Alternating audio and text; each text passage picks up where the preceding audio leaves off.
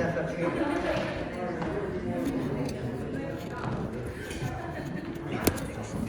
Bring it down. We weren't so crowded last week here. All right, here we go. What do you think there? Whew, y'all ready for this?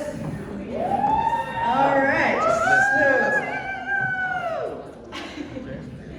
that's my friend Andrea Wise Brown. And yes, she is one of the ones that needs to go night-night. So I'm going to go ahead and insert myself here. I mean, I'm going to talk about mental health and like how much better is a therapist, a licensed therapist named Andrea Wise. Andrea Wise Brown at that too, right? So Andrea Wise Brown. So the reason why I bring that up is because I advocate for mental health. So it's mental health. Yeah. So I'm just asking people to show up for themselves 1 hour a week, right? So I got my buddy over there, Aaron, he's a trainer. His ass is gonna make you lift some weights, right? He's gonna make you do some squats, maybe some motherfucking burpees. No burpees. And I just want you to talk. I know, right? All right, so I currently work with some folks. I'm the spirit agent, so I'm an agent for change.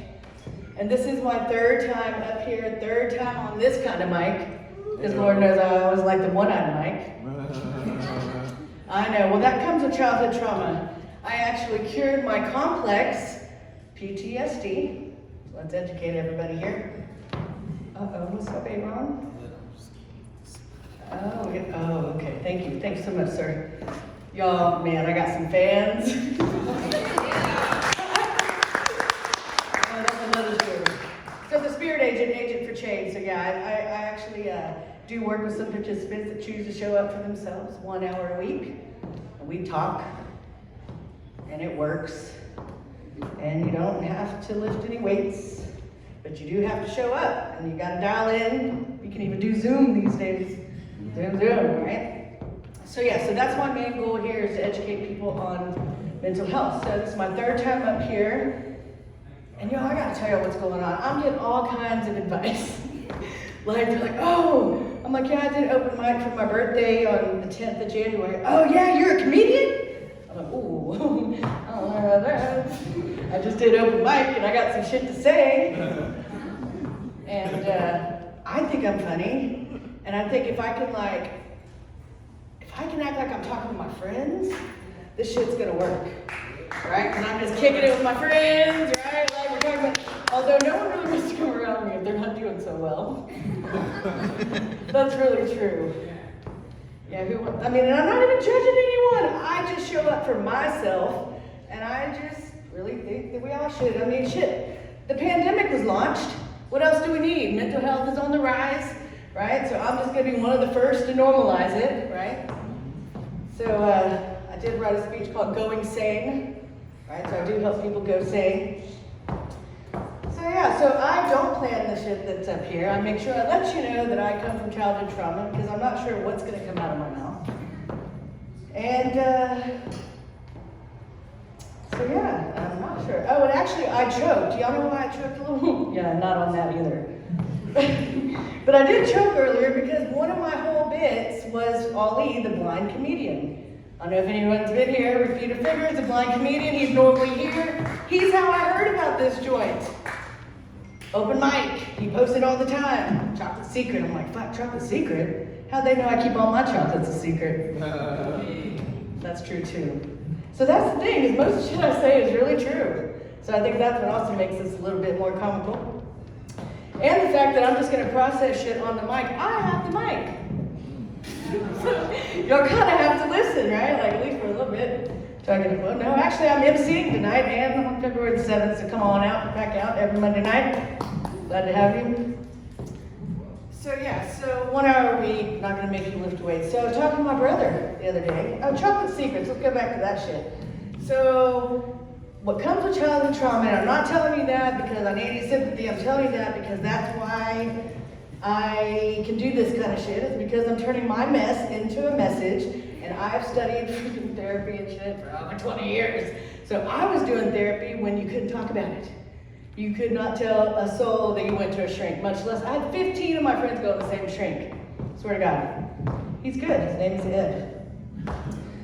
So now that the pandemic launched, right? We can actually, people are now like the guys that used to go out, sell software, go on business trips.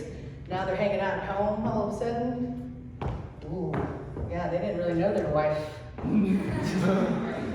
Or their kids, really. Yeah, I've been on those trips, so I know all you McAfee folks that are watching this, you know too. So I'm getting so much support. So back to this. So I come up here, I do open mic, I leave, I do pretty good, right? I'm my ego is starting to grow.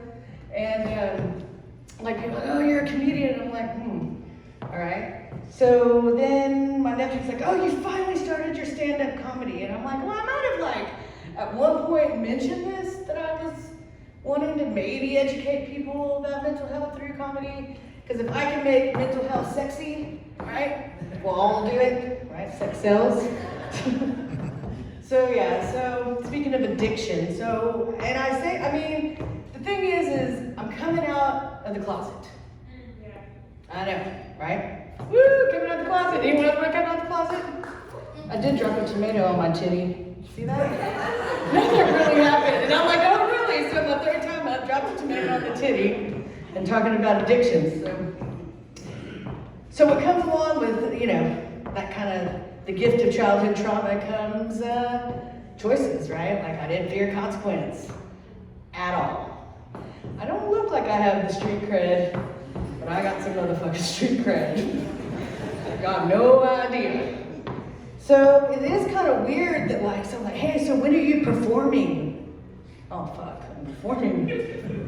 No, I'm just talking to my friends, right? I'm just spreading the message of mental health. Show up for yourself. And people are giving me advice. They're trying to tell me what jokes to say.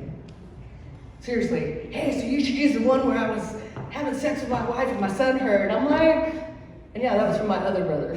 not this brother. I guess what happened, my nephew was like, oh, I wish I didn't hear y'all. But he's trying to tell me that I should tell his joke.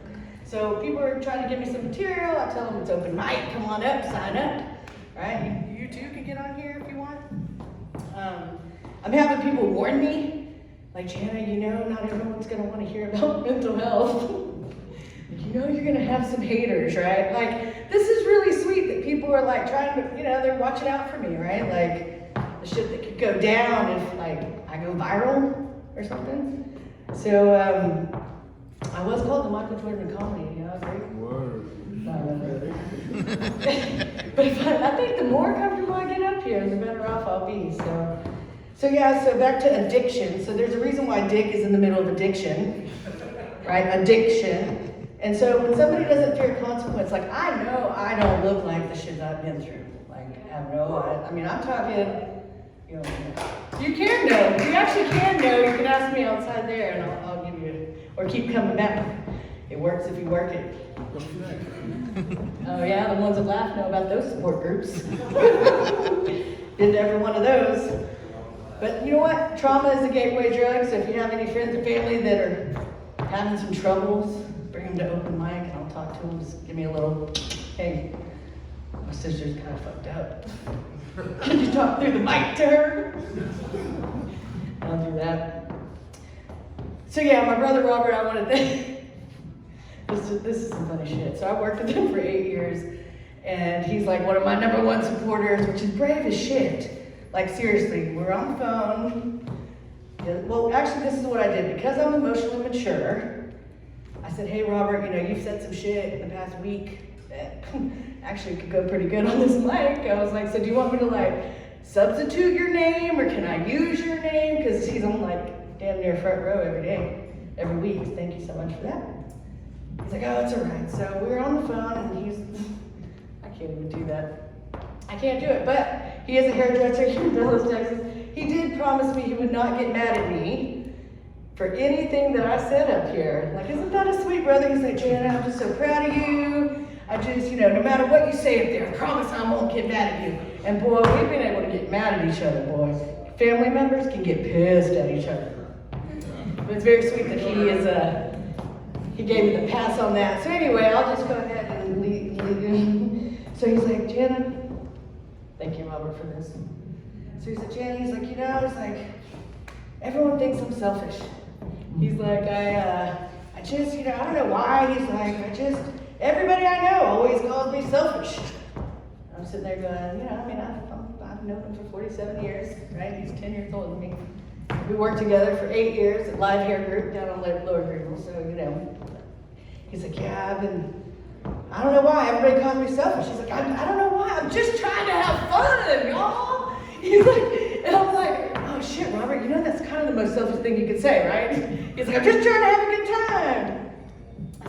So thank you, Robert, for helping me with some material. He's been telling his clients that he knows he's going to show up in this show. So I thank you all for listening to me and letting me ramble on. And you know what? I know that I might not kill it every time I'm up here, but by damn, I'm going to try. So show up for yourself.